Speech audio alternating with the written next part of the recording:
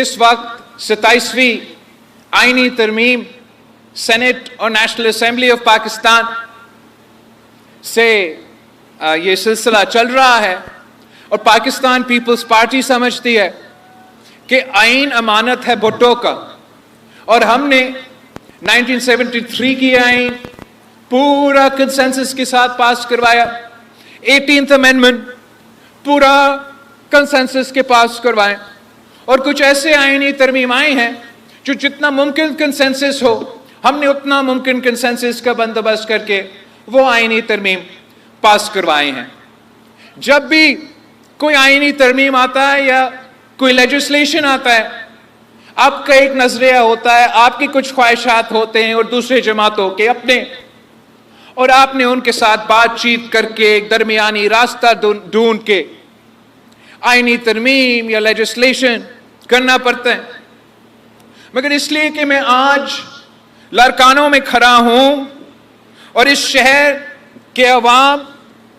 اور اس ملک کی آئین سازی، چاہے وہ 1973 کی ہو، چاہے وہ 18ویں ترمیم کی ہو، اس ملک کے عوام، اس شہر کے عوام کا صف اول کا کردار رہا ہے۔ اگر اس ملک کی معیشت میں پاکستان کے کسانوں کا خون پسینہ کا محنت ہے، تو اس ملک کی آئین سازی میں لارکانوں کے عوام کا خون پسینے کی محنت ہے۔ تو میں آپ کو بتانا چاہ رہا ہوں کہ اس 27ویں آئینی ترمیم میں آپ کا کیا کامیابی ہے، آپ کس بات پہ جائے اور اس صوبے کے اور ہر صوبے کے عوام کو بتا دیں کہ ہمارا آئین میں ایک کمزوری تھی، ایک کمی تھی، اور شکر الحمدللہ پاکستان پیپلز پارٹی نے وہ جو کمی ہے، وہ کمزوری ہے، اس کو پورا کر دیا۔ اور وہ یہ بات ہے کہ پاکستان پیپلز پارٹی کا تو ہمیشہ یہ مطالبہ رہا ہے کہ جیسے سینٹ آف پاکستان ہے اور سینٹ آف پاکستان میں تمام صوبوں کا برابری کا نمائندگی ہو،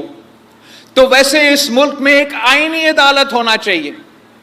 اور یہ آئینی عدالت کو سارے آئین کے معاملے کو دیکھنا چاہیے، اور جب وہ آئین کے معاملے دیکھیں گے، صوبے کے درمیان معاملے دیکھیں گے، بڑے سنگین کیسز، سیریس کیسز،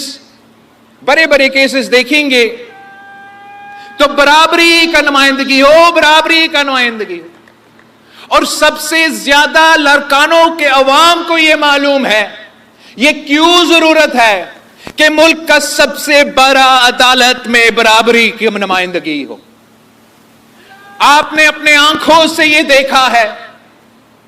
کہ اس جمہوریت کو، اس وفاق کو کتنا نقصان پہنچایا گیا جب یہ غلط تاثر کیا، جب یہ پیغام گیا کہ لارکانوں کا وزیر اعظم کو تخت دار پہ چڑھایا گیا، پھانسی کا سزا سنایا گیا، اور اس وقت کے عدالت نے بدقسمتی سے جو بینچ کے ممبران تھے،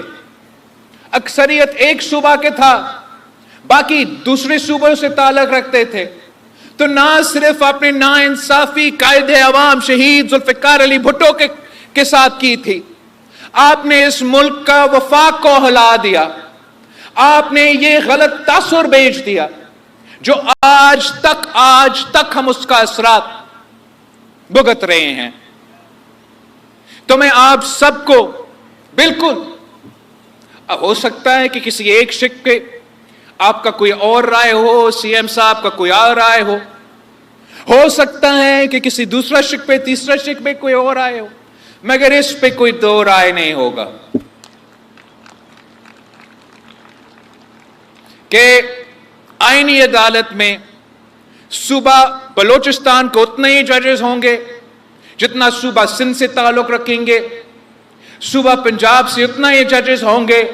جتنا صوبہ پختونخوا کے ججز ہوں گے، اور